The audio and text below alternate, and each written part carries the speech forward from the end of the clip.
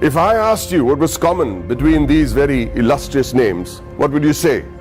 Mr. Kumar Mangalam Birla, Mr. Motilal Oswal, Mr. Suresh Prabhu, Mr. Shekhar Kapoor, Mr. Piyush Goyal, Rakesh Junjunwala. What do you think is common between these people from very diverse walks of life and professions? Two letters, two simple letters, C and A. Two letters so powerful that if you join them and put them before a name, it not only becomes a professional qualification, but it represents willpower, dedication, intelligence, and the ability to march on come what may. To the rest of the world, these two letters mean chartered accountant. But to me, it means something completely different. Committed achievers. Let me tell you a story about a committed achiever.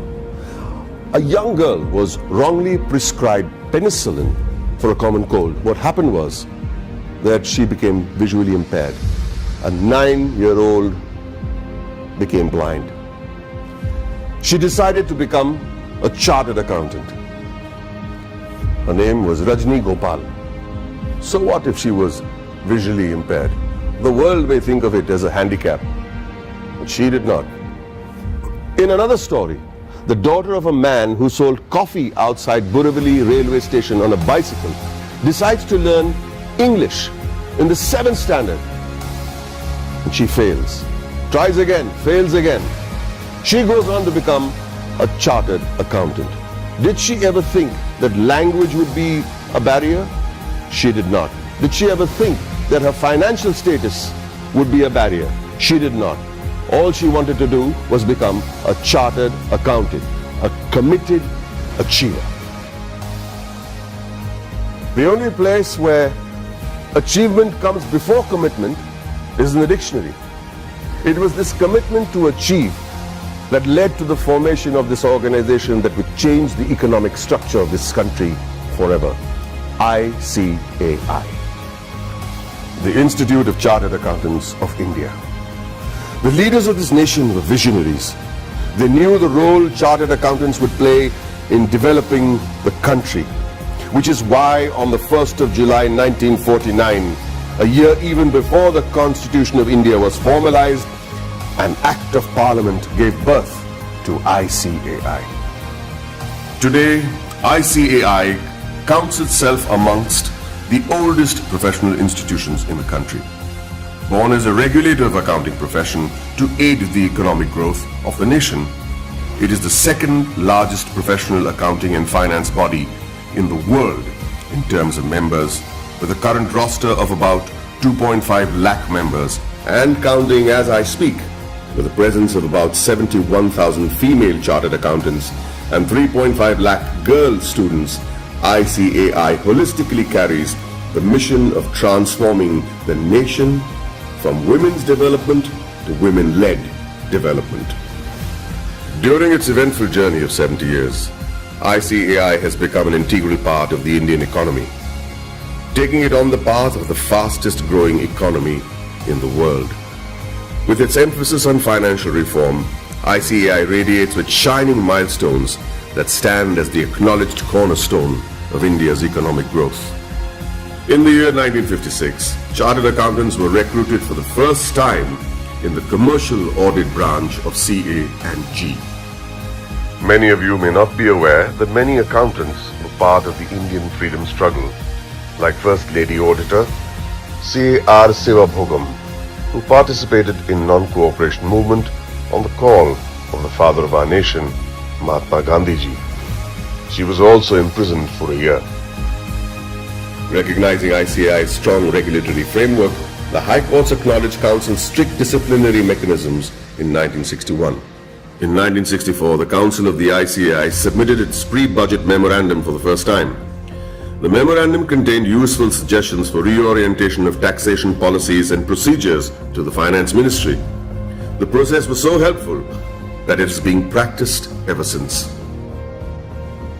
In the 70s, the ICAI started rendering free advisory services to SMEs and small taxpayers on maintenance of accounts, tax paying, and other financial matters.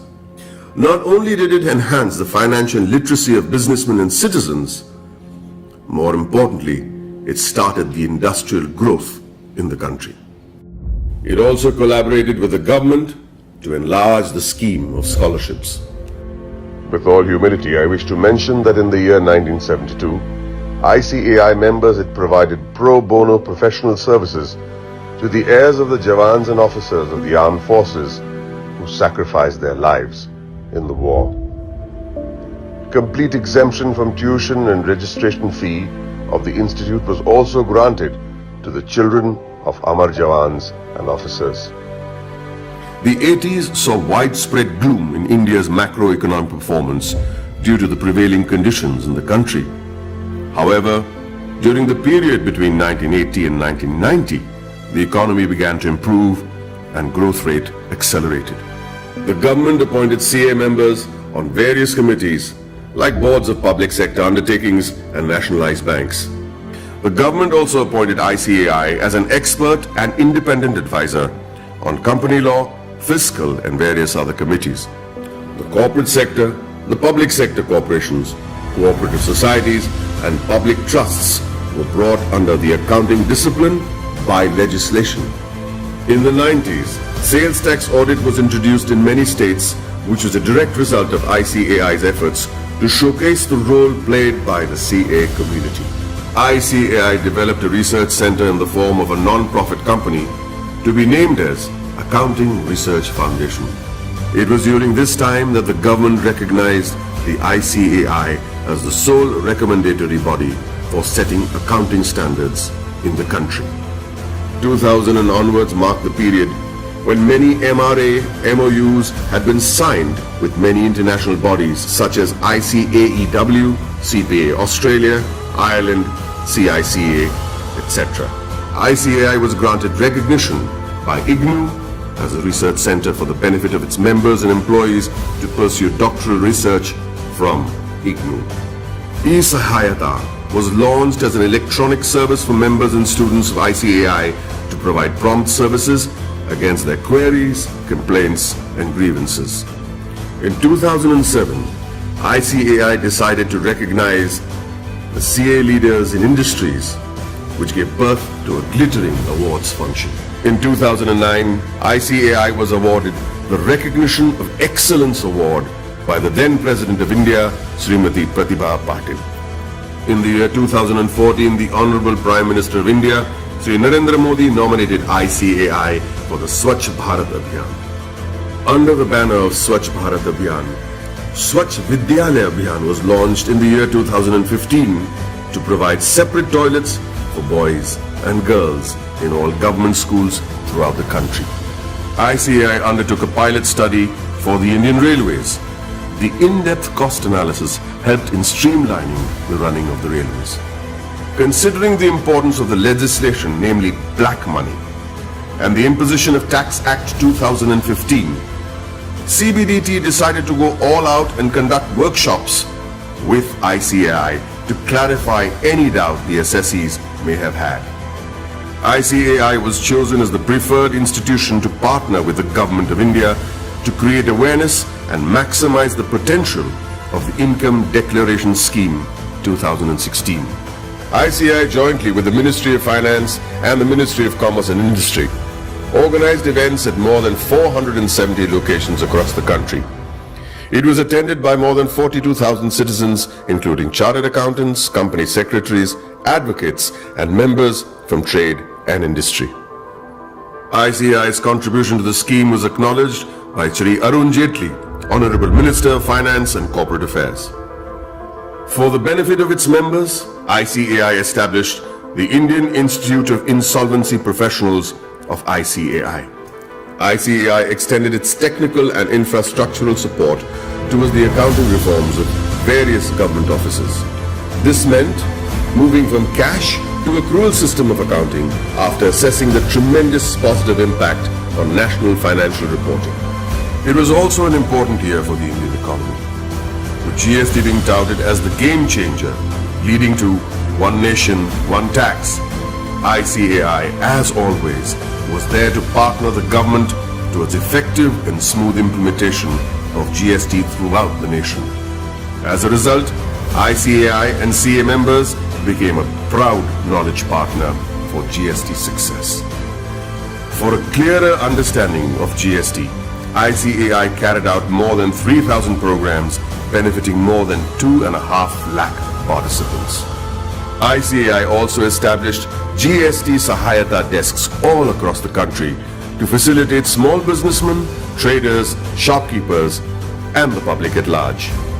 ICAI has created a milestone by launching various incubation centers. In line with the Prime Minister's vision to support startups, ICAI is providing massive platforms to help CAs start their businesses.